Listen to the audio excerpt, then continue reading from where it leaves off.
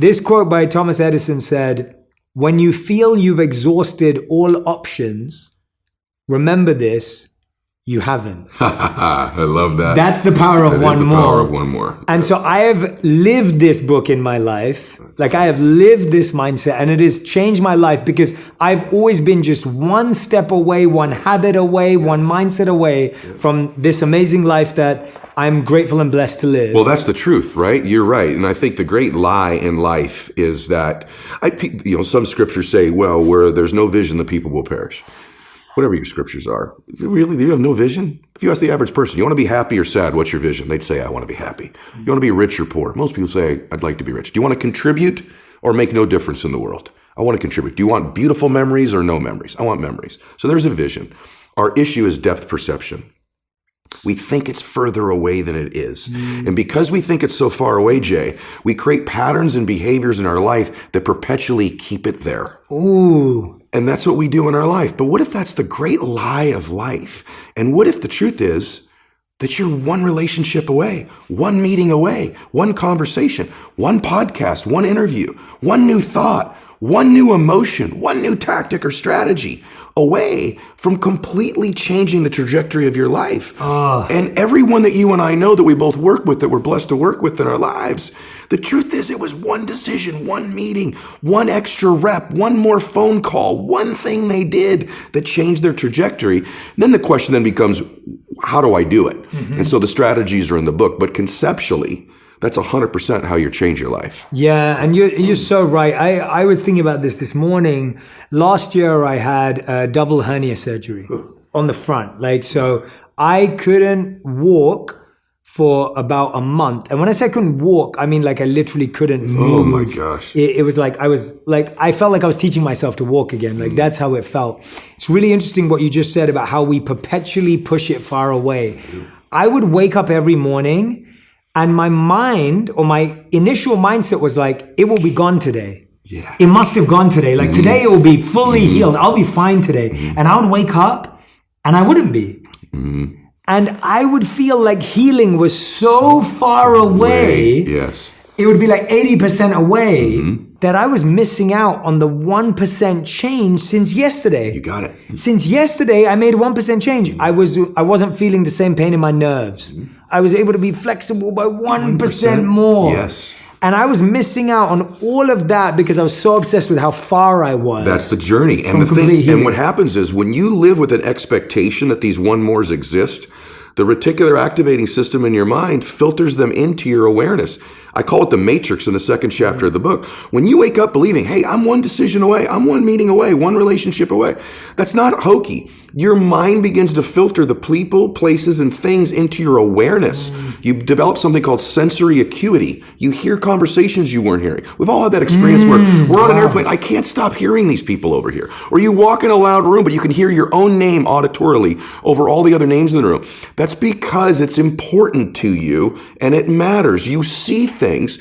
And so when something becomes important to you and you believe it to be true, the RAS goes to proving it for you. And where I learned this, ironically, I talk about it in the book, is my father was an alcoholic and had tried to get sober many, many times. And I'll never forget it, Jay. We were driving to a baseball game of mine. My dad started crying. I'd never seen my dad cry before. And he pulls the car over and he still isn't looking at me, but he's crying and he says, Eddie. And then he turns to me and he goes, I'm going to try to get sober. And I'll never forget this, brother. He goes, one more time. Wow. And I said, really, Daddy? He goes, I'm going to give it one more try. And I said to him, I said, why would this be any different this time? And he said, never said this to me before. He goes, because I love you and you deserve a father you can be proud of. And you can't be proud of me right now. And I think every great thing we do in life is one away, but it's also born from love. To talk about your book, when you love people or you love something so deeply, if that love is greater than what the obstacles might be, now you got a shot to do it. Then my dad gets sober. He comes home from rehab. I say, Daddy, are you never going to drink again? And he said, I can't promise you that. I can promise you I'm not going to drink for one more day at a time. Wow. And he lasted the rest of his life stacking those one more days up. And so I know the power of one more. And Jay, the other thing, I also know humans can change. I watched my hero do it. I watched my dad live my first 15 years, Saw him in a lot of fights. Wow. A lot of lying, a lot of difficult times. And then I saw this man transform. And in life, we're most qualified to help the person we used to be. Mm-hmm. And what we think in life, and I hope everybody gets this, we think the things we're most ashamed of, embarrassed by, our divorce, our bankruptcy, or maybe we've just always been average and ordinary. This disqualifies me from being successful and happy. What if that's not true? What if the hardest things of your life are the very things that qualify you? I'll give you an example. You know how my dad got sober? Somebody helped him. My dad was going to take his life or lose his family, and I didn't know who it was till months ago. Some precious human being whom I didn't know. In my dad's darkest hour of his life, Jay said, I'll help you. I'll help you. Little did that person know I'd be his son, and I'd help millions of people, and I'd be on Jay Shetty show, and we both help millions of people. And the more ironic thing that this person helped my dad is what qualified them to help my dad. They were a drunk. They were an alcoholic. They at one time were a drug addict. They at one time were lying and stealing and living in the shadows. The very thing that person probably figured, that disqualifies me from having a successful life, was the one thing that did qualify them to help my dad. So if you're listening to this and you've had something you're ashamed of, or a failure or a setback, you're most qualified to help the people you used to be. Yeah. And that person, that alcoholism they suffered with their drug addiction, helped my dad live those one more days forever. That is the best explanation I've heard of how pain turns into purpose. That's right. The thing that brought you down, that broke you down, that made you feel like you were losing everything. That's right. Gave you back everything when you used that to serve the people that were struggling with it. And then there's a purpose. And, you know, if you can survive the temporary pain in your life, and all pain is temporary. I watched my father pass away last year. He was in tremendous pain. Even our bodies are temporary. Only our souls are permanent. Mm-hmm. If you can survive the temporary, on the other side of temporary pain, you meet another version of yourself, another insight about yourself. And that's why it's so important to grow as a person, because the more we grow and become a new person, we can help those that used to be like us. Mm-hmm. And that's why you and I are so addicted to growing and learning, and we're curious, because if you used to be a broken person and you no longer are quite as broken, you can help broken people. Yeah. If you used to be broke financially and you no longer are, you can help people. Whatever you do for a living, at one time you didn't know about it, and now you do. You can help those who need to know about it. And so you're immensely qualified if you understand the power of doing one more. Oh, I love it. I love it. Tell me about, so let's say, and you probably come up against this all the time. Sure. A lot of the people say, okay, I'm going to practice that. I'm with you, Ed. Mm-hmm. I love you and Jay. I'm listening, and I go, yes, I'm going to practice the power of one more. Mm-hmm. Now, what I find, and this is why you're so great at teaching this, because you're not teaching it as a gimmick, a glitch, or like a little affirmation. This is like real. It makes sense. Like, it works. Mm-hmm. People get so tied to the result that when they try it the next day and the sales meeting doesn't go their way, or the pitch doesn't go their way, they go, it doesn't work. Yeah. It doesn't work. Mm-hmm. Why didn't it work? And how should we respond when we fail or get rejected the next day? Well, it didn't work because you're so attached to the outcome. I coach a lot of athletes. I know you do as well. And one of the things that's a really nuanced thing in life, it's great to have goals. You should have goals. I want to do this or that. But in the moment of execution, you have to separate from outcome in the moment that you're executing and just be present and exist. I talk about this in the book. Here's what I would say. If you're going to win long term, 95% of people have an operating system in their mind where they operate out of history and memory. I like that. And about 5% of humans operate out of vision and imagination. So the reason we're so much happier, I believe, when we're children is we have no history and memory. So we operate out of imagination and dreams and vision. But at some age, some people it's 5 years old, some it's 8, some it's 18, some it's 28. They create a history, and that history then becomes the operating system. So even if they take on a new behavior or tactic, they're operating out of a pattern of thought and belief that's historic and memory-based. And so the number one thing I would say is begin to operate out of your imagination again, out of your vision again. Create from that place. If you create from that place, now you're not tied to the result in that moment. You're giving yourself space to imagine and create something new in your life. That I've never heard that in that language, man. That is so powerful. Thank you. You're so right about as kids how we don't have any memory or history, so we don't have any blocks, we don't have any limits. Don't. And begin to listen to the people around you. People say, hey, you're the product of who you hang around. Wow. How do I know if they serve me or not? Here's one way to just deduce this, because they could be beautiful people who care about you, and they might even support you. But when you're with them, what are you ever have those friends you're with them, you're like, you remember when, you remember that party, remember that thing? Yeah. And if your friends are constantly bringing you to the filtration system of memory and history all the time, think this through. How often are those friends saying, hey, what are you working on now? Yeah. Where are you going? What's your vision? What do you want to create? Yeah. And maybe that sounds hokey, but you and I have both our friends have the most amazing histories, and you can't get them to talk about them. No. You have to work, because what are they still doing? Yeah. They're talking about now and where they're going. Yeah. Their viewpoint in their life is being present and having a vision for the future. Yeah. A formula for misery, a formula for lack of creativity, lack of productivity is constantly being history and memory. Yeah. Even if it's good, it doesn't serve us. And for most of us, it's not good. And we keep living from it or trying to move away from it. Create a new future. Don't move away from the past. Create a brilliant, imaginative, curious, vibrant vision for your life. Oh, I love that. Yeah, we're always trying to create the same past. Yes. As opposed to a new future. A new future. And I find that what's really interesting about that, all the studies show that nostalgia makes us believe that the past was more phenomenal than it actually was. If you remember that party you went to at college, it's better in your memory than it actually was. If you actually could have gone back and remembered how you felt hungover and what you broke a bone or whatever happened, but now in your memory, it's beautiful. Beautiful. Right? So our memory also is slightly warped of the past. No question. It can make things feel much better or much worse sometimes. No question. But what's really coming out for me right now is this idea that it's something you said a couple of moments ago, and it sparked a thought for me. I remembered a story that Vanessa Bryant told about Kobe Bryant after he passed away. I was fortunate enough to interview him around 3 months before his tragic passing. And she told this story, and she said that Kobe would play through every injury. He would play through every pain. He would play through everything, even when the doctors and his coaches would say, stop playing. And she asked him, she said once, why he still plays, right? Again, going back to our curiosity, not assuming you know your partner. She asked him, why do you still play? And this is just her and him. There's no cameras, she's telling this story, but at the time it was just them two. He said it's because there's someone who's paid for a ticket today. They saved up.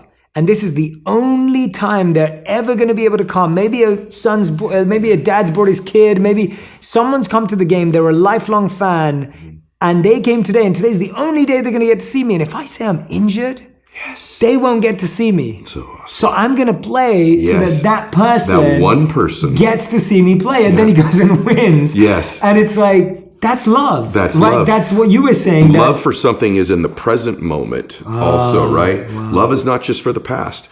And it's funny how important one day is, man. When my dad got sick, my dad got cancer. When he first got sick, he goes, hey, my dad was a dude. He goes, look, I'll fight this one time. Okay, I'll do your little chemo and your surgery, but I'm not going to pour poison into my body. I'm not going to lose my hair. I'm not going to deteriorate. I'll give this thing a shot once. If it doesn't work, I'm out. That led to 8 years of him fighting it. Wow. Chemo, radiation, proton therapy, surgery, chemo, experimental chemo. And he did lose his hair and he was in pain. And I'd say to my dad, Dad, you're suffering so much. You said you wouldn't suffer. He said, no, Eddie, I'm in pain, but I'm not suffering. I choose not to suffer. And I'm not suffering because I get to see my grandkids again. And I said, Dad, why are you doing this? And he said, you only understand the power of one day when you're threatened with never having another one. And I'll do anything for one more day. Get to be with you one more time. Give your mom a kiss one more time. Maybe I'll see one of my granddaughters get married. And he goes, I'll do anything for one more day. The beautiful thing is I was actually with Kobe a week before he passed away. We were in the same gym. Our daughters played volleyball. And ironically that day, I watched Kobe walk out of the gym. There was only a couple dads left. It was late at night. He stayed and I stayed. And he had his youngest daughter in his arm and he was rubbing his other daughter's back. And I remember taking note of it because I was with Bella at the other end of the gym. And I remember thinking, I don't hug Bella enough. I need to hug. No joke, bro. It's in the book. I went, I got to hug Bella one more time every day. Not just once a day, plus one more time every day. My daughter's going to get extra hugs because Kobe does that. What if I could have said to Kobe when he got in his car, Kobe, you have one more week. brother, tell those that you love them. Get it right. Whoever matters to you, make it right. Call your dad, make it right. Call your mom, call your family. What if the day before you could have said, Kobe, you have 1 day left? And my dad, same thing. I was with my dad when he had 1 day left. I was with my dad when he had 1 hour left. I was with my dad when he had 1 breath left. And when we begin to think of our life that way, the power of right now and having 1 more moment and 1 more minute is so beautiful. It's so blessed. It's so big. It's so amazing. Why would we spend that minute in history? Why would we spend that minute in the past when we could be fully present in creating the future? And so, I think most people think, Jay, everyone else is going to die. I think they just, I'm not going to die. Or they go, I'll get around to being happy. I'll get around to making my masterpiece of my life. I'll get around to my dreams. I'm going to get around to fixing this relationship that's broken. I'm going to get around to feeling those emotions. And then it's another day and another day. And they keep it in the distance until there are no more days. And I don't care if you're 18 years old listening to this, 28 or 48. We don't know if we have 1 more day or 100 more days or 1,000 more days. But we know this, there'll eventually be a time where we don't have any more days. And so why would we spend the ones that are coming looking at the past? And so my dad really taught me those lessons in watching him pass away. And that's why I have a whole thing in there of how to get 21 days a week, run mini days. I get 21 days a week. We still measure time, bro, like it's 1900. Think about 1900. Yeah. If I wanted to get you a note, I'd have to write a letter out, stick it on the back of a horse's butt in 1850. 30 days later, you get it. That was a 24-hour day. Now I can text you in 2 seconds. We measure time the same way. Yeah. So I teach you how to change your time so that you can make that day its maximum bliss, its maximum productivity. What's 1 more that you're working on right now? Right now, it's an interesting season of my life. I have a TV show that I did with NBC that's called Change that I think is, has a chance of getting picked up. But my 1 more that I'm working on right now for me in my life is my peace. And so there's this guy, Shetty, that's a friend of mine that introduced me and my family to meditation. And I'm giving myself the gift I don't just do it in the morning now. I've given myself the gift of 1 more time every single day of just emptying my mind and trying to be fully present. And it's been work for me. I've got that busy type of a mind, but I have found that my peace in my life, most of us, Jay, have all these goals of things we want to do, and they're wonderful. And I believe in doing that. I think standards are more important than goals because, and I teach you in this in the book, how to set the standards that'll get those goals. But we really don't want the jet. We don't want the hit song. We don't want the amazing relationship. We don't want the $1 million. We want how we think it'll make us feel. And what if we began to become more intentional and outcome oriented about the things we feel in our life? And it took me a while, but now that I'm older, when I feel strong, when I feel blissful, when I feel peaceful, is when I produce the physical things that I want, not the other way around. Oof. And so my 1 mores are more emotional focused. Most of us, then I'll come up for air here, have an emotional home. There's 3 or 4 or 5 emotions we experience on a regular basis. I write about it in the book. And no matter what happens, we find a way, even if they don't serve us, to get those emotions. If your emotional home is fear, anxiety, worry, depression, anger, you find a way every week to get that emotion. But what if that emotional home could become bliss and peace and joy and creativity and ecstasy? And so I'm working on 1 more beautiful emotion for my emotional home, and for me, it's peace. I love that. I love that answer, man. It's good to hear about what you've been saying. Like, we're not living in the past, and you're like in the present. But to have you answer that question, that peace is your presence. Like, that's what you're looking for. Like, that's the present, and it shows that you're using this. Like, it works. You're doing it time and time again. And I love what you said. It moves from the physical things into the subtle, into the emotional, into the deeper. I think that's so profound. What was that 1 more that if you didn't do it, you wouldn't be here today? What was one of those ones that that was the one that convinced me, apart from obviously your father, that you were like, if I didn't do that, I wouldn't be Ed Mylett today. I wouldn't be maxed out life. The first business I built was a financial business, and I had some success, Jay, like a lot of people do in life. And then it went backwards. And sometimes when you get up the flagpole just a little bit, and you come back down. That's an emotional difficulty. It could be a relationship that was good that's gone, or maybe you saved some money, it's gone. Maybe you lost a bunch of weight and got fit and you gained it back. For me, it was my business.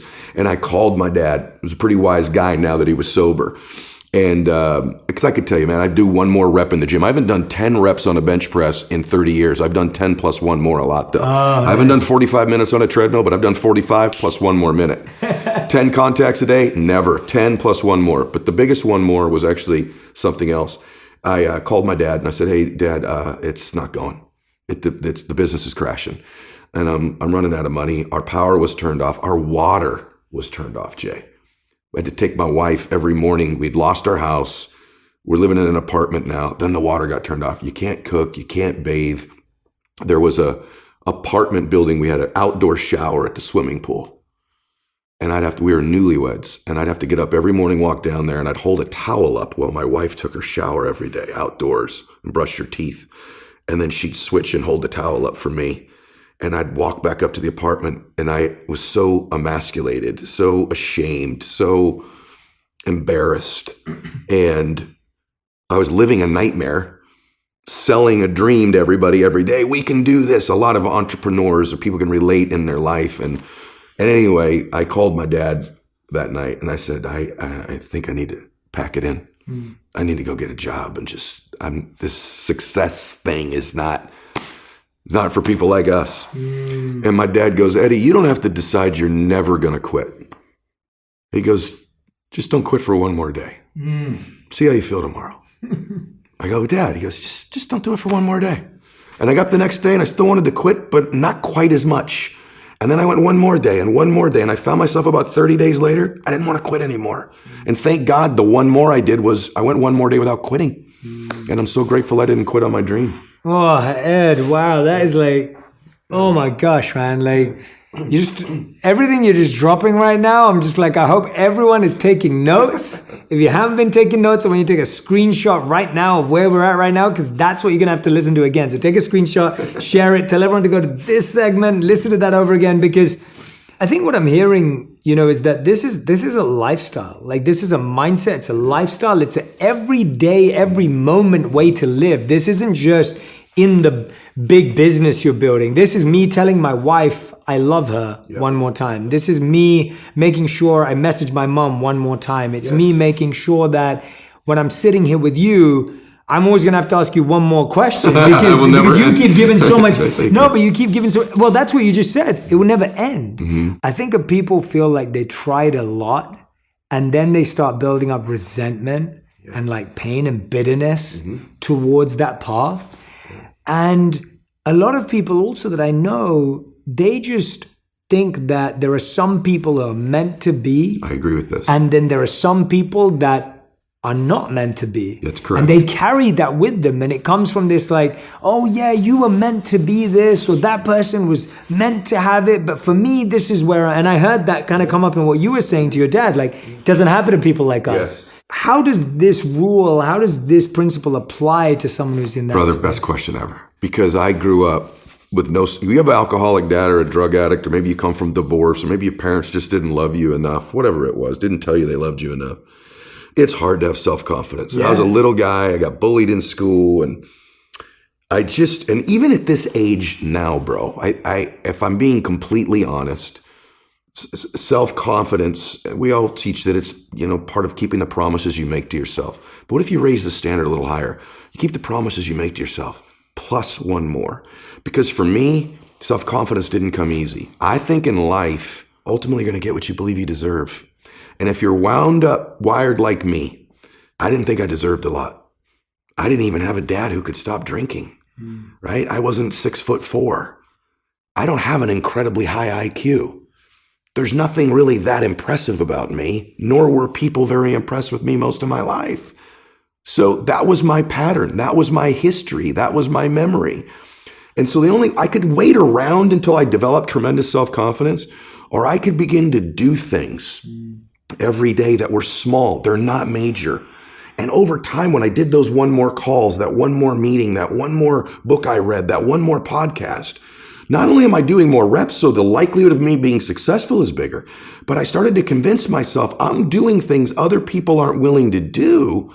Maybe I deserve things other people aren't going to get. And slowly but surely, I started to convince myself I did deserve it based on what I was doing, not necessarily the caliber of my talent. Yeah. And that was the difference. Yeah, you just, there's a thought I've been having recently, and it's that comfort creates self-care, but discomfort creates self-respect. Ooh, boy, I love right? that. Like, it's what you're that. saying. I love that. The one more discomfort every day, Yes. that's where self-respect comes from. Yes. You don't... Great term. You don't start to trust yourself or build self-esteem or believe in yourself because you just say it to yourself. Amen. It's coming, what you just said. You go out there and take one more meeting and see what you learn. Yes. You go out there and take one more risk, one more discomfort. And I guarantee you, if you have a successful or happy friend, how you determine that, and you ask them this, they'd tell you that we're right. Yeah. They would tell you, gosh, that's right. Yeah. It's right. And the difference between winning and losing, happiness and sadness, is so small, it's almost scary to talk about. But the good news is I think I kind of know what it is, and it's this one more. Absolutely. The people that I know that are the most successful and happy have more uncomfortable conversations. Agreed. They have more uncomfortable days. They have more discomfort in their lives. Yes, totally agree with that. But selected discomfort. But one of the other things that I'm asking from now, I'm like going into like the people that I know that I'm thinking about, I can see their faces and I want them to know that I'm asking for them. A lot of the time, one more in the wrong direction That's right. can also be really misguiding. Sometimes people, and I know you're a person of faith too, and so we can touch on this. Sometimes we're climbing the mountain and we keep doing one more, but we're actually going further away from who we are, who we want to be, our faith, our partners, right? We know people who've built multi-billion-dollar companies but lost their kids. That's right. Or they've become famous and rich, but their partner cheated on them, or like really painful stuff. And people who didn't do all of that, and that's happened too. Sure. Like it's both ways. How does one use one more and make sure it's in the right direction? Such a great question. I'm doing this now regularly because I've made some of those mistakes and what I do is I check in with myself one more time, meaning it's important to ask yourself, what matters to me now? See, if we had this conversation 20 years ago, the things that mattered to me then are so different than what matter to me now. But a lot of us keep operating out of what used to. Maybe you've achieved or are pursuing a dream, and it's really, truly no longer your dream. It's no longer your dream. It's when I was young, listen, if we were going to do a podcast, you say, hey, I need you on the show. People are going to love you. You're going to get recognition. You're going to get all this acknowledgement. And that would have been my hot button, my need. I believe in the 6 human needs. My need was significance and recognition. And there's nothing wrong with that. It's wonderful. And so that's the button to get me to move would be significance, recognition. Well, I've been blessed the last 30 years or so of my life to have a beautiful abundance of significance and recognition. It's no longer what fills me. Now you get me to do an interview, go, hey, I really think we could help some people. My big button in my life now is contribution. There was another stage in my life, it's still there, but hey, if you go there, you'll grow. I still want to grow, but I know me now. Right now, I'm in a season of my life that's contribution. It's giving. It's what fills my heart. And I think it's checking in with yourself one more time. What matters to me now? What do I want now? What's important to me now? What season? Maybe you're in a season where you need to rest. Maybe your spirit and everything about you is telling you, hey, it's time to feed you again. It's time to recharge. If that's the season, then answer that call. Don't play out of a past playbook. And so for me, that's the season I'm in now. And I'm sure that in 5 or 8 more years, there'll be something else. But I regularly, on a monthly basis, you recommend it in your book so beautifully about your relationship, checking in. You have these strategies you teach about weekly and monthly and quarterly and yearly with your partner of checking in with them. I also recommend you check in with yourself and what matters to you now. And so for me, it's a matter of checking in now so that I don't lose my family in the pursuit of my business or lose me. Yeah. Lose me. Who am I anymore? And I've had times where I'm like, this doesn't feel like me anymore. Yeah. And I had at least the ability to at least acknowledge that and make a change. Yeah. And I love that you brought up seasons because I feel like no one, and on planet Earth, we don't have the power to change the season. Yeah. But you have the power to live the season well. That's right. You can either be right now it's been raining, right? Wherever we are. It's been like pouring down with rain. There's all this effort. You could carry an umbrella. Well, you can tell how I'm dressed. I'm definitely not dressed in my usual gear. Right. Because I'm dressed for the rain. I'm prepared. Yes. Because that's all I can do. I can't make the rain switch off. I can't stop it, right? Like I can't do that. Yeah. And so I love hearing that you're just learning how to thrive in the season. And so if your season's telling you to rest, you can't force the season. And you have to live it through. You have to experience it. You know, I think you have to remember one thing, man. I think it's just easy as a person to forget this. And I just would love to say this because you have such an amazing reach. Each of you and I included, we were born to do something great with our life. We were born to do something great with our life. And it's important to check in from time to time of what that current great thing is. And sometimes we think it's the big things. It's the people that are on both our shows. They've made this big movie. They've got this big song. They're this big thing. Who's greater? The man who helped my dad get sober? Or the fact that maybe I've helped some people because my dad got sober? That one act was greatness in his life. That kind moment with another person that says, I can help you. Let me connect with you. And so don't discount your own greatness, your own call to do something great. And it doesn't have to be a script or a play or a book or a speech or on social media.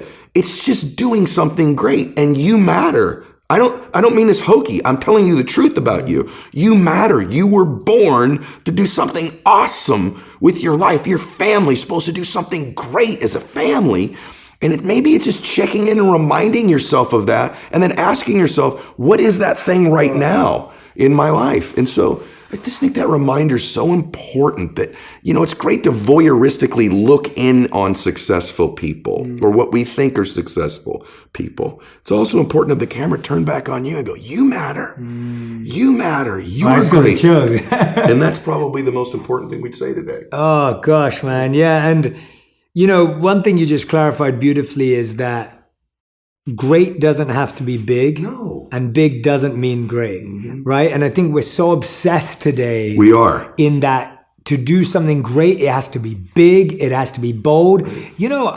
When I think about myself, honestly, Ed, and I can say this to you because I think in these sessions and when we spend time together, you've heard my heart. I was one of those people who actually never believed I could do any of this stuff I've done. I never set out when I started and I was like, oh, one day I'm going to be, I didn't have any of that. That's not how I'm wired. I was wired in like, I want to serve. I'm going to serve whoever comes, whether it's 5 people, 10 people, I'm happy. I'll serve them. And as I started to do that, I got more confidence. Like, okay, now I want to serve larger groups. Okay, let me serve them. And then it was like, and I never believed at any point that there were these arbitrary, abstract goals of like, number one this, like those weren't how I set out. And so when I'm listening to you speak, I hope someone's out there thinking, Jay and Ed, I'm like you guys, where it's like, I don't vibe with all that like motivation, I just vibe with the fact that I want to have a great impact, like the person that helped your father. Yeah, and you know what we've both found in our life too, just to give you insight from someone called me seasoned today. This is that the universe or God really prepares you to step into the next room when you step in with some faith. And so maybe it does start with 5 or 6 people, and maybe that's enough, but perhaps in that space you're in, there'll be a little door open. And if you step into that one, you'll find, I think we think, I have to have it all figured out. Wozniak's a good buddy of mine who started Apple. They didn't. They were a board company. They didn't know they'd be doing this someday. They stepped into the next space. And one thing I think we also want is an immediate result. And I talk about this in the book. Maybe this will be the last little thing I'll share with you. But I went to a birthday party as I was writing the book, and it was for a young boy.